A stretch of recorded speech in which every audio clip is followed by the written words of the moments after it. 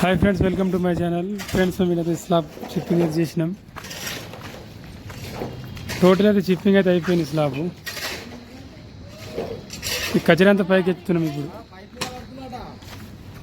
ఇక్కడ కిందకి కచరా వేయడానికి ఛాన్స్ లేదు. ఇక్కడ అయితే పైకి మూసి అట్టేస్తున్నాం కచరా అంతా.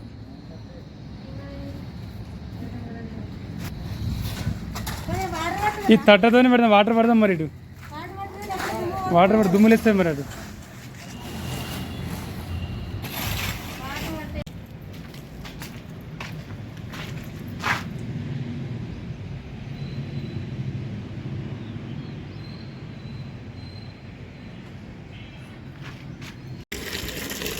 ఆ బకెట్లో వాటర్ పోయి దాని మీద దుమ్ములు ఇవ్వకుండా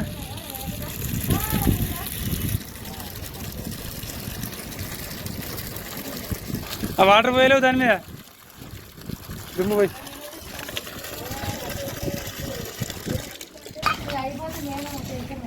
ఫస్ట్ ఆ కుప్ప మీద వాటర్ పోయలేరు. అటు ఈ కుప్పల మీద పోస్తే వేసేద్దాం. ఫస్ట్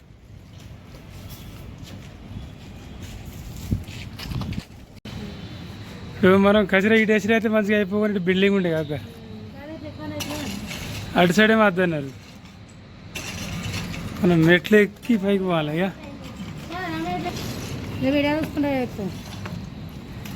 ఇదైతే ఈజీగా పడేచ్చు, కానీ కిందిదే కష్టం ఉంది. కిందికి మెట్లు ఎక్కి వచ్చి సైడ్కి వేయాలి.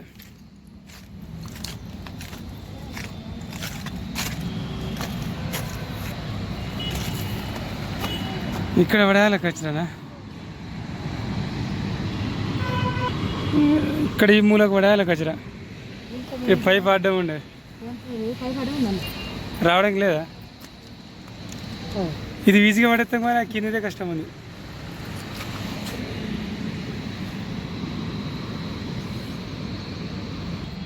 ఈ పైన కూడా కింద కూడా పైన కూడా చిప్పింగ్ చేసినాం. ఇదంతా ఇది కూడా చిప్పింగ్ అయిపోయింది.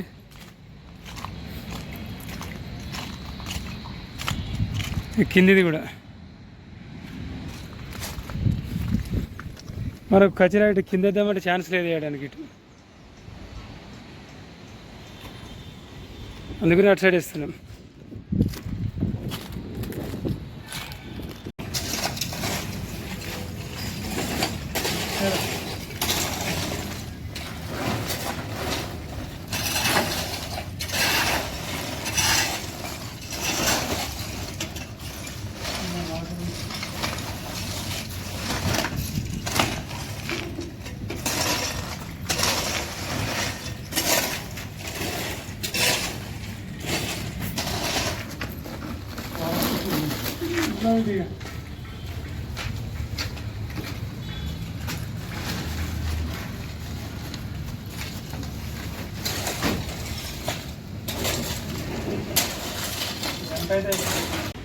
సరే, మొత్తానికైతే మా టీం అయితే మొత్తం కచరా మొత్తం తీసేసింది.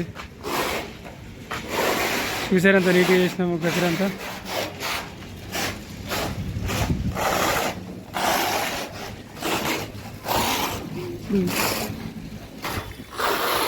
ఈ మీద ఉన్న స్లాబ్ కూడా వాటర్ ప్రూఫింగ్ చేస్తున్నాం. చిప్పింగ్ అయితే చేసినాం. అది కూడా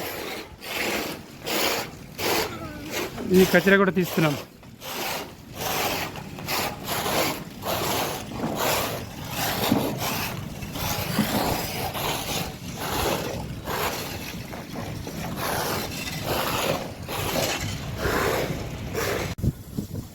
సో ఇప్పుడు స్లాబ్ అయితే మొత్తానికి అయితే వాటర్తో కడుగుతున్నాం, వాషింగ్ చేస్తున్నాం.